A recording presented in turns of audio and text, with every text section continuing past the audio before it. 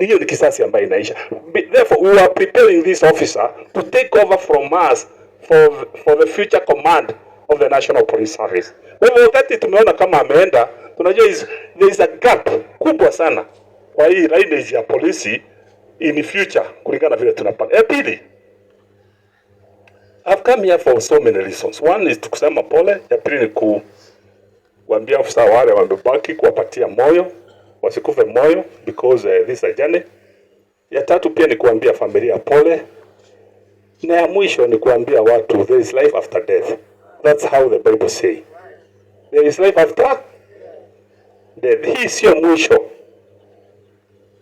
Na kwa wale ambaye ni wanaamini Mungu kama mimi na nyinyi, you know this is just a part of the journey in life. Tulizaliwa na tutakwenda.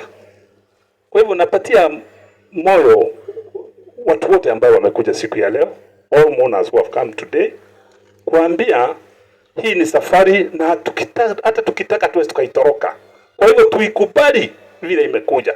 Isipokuwa sio mapenzi yetu, na mara mingi kulingana na mila na desturi za Afrika huwa iko na uchungu sana mtoto ameacha wazee.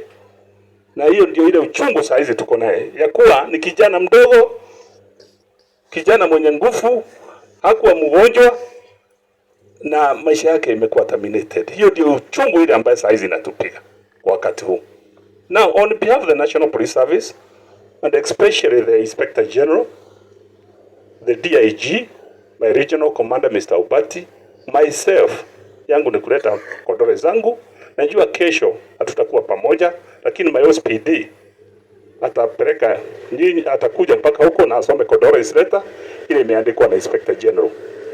Najua hii gap ambayo imebaki, hata tukisema tutaijaza, kusema ukweli itakuwa ngumu. Yangu tu ni kuweka nyinyi mbele ya Mungu, Mungu aishi na nyinyi, na sana sana bibi yake. Na pia tembee pamoja na Mungu because hakuna njia nyingine, hakuna. Hata officers wenzangu, yangu tu ni kumwambia, na hata nyinyi our members of the public, our stakeholders, hakuna njia nyingine ambayo iko kwa hii dunia.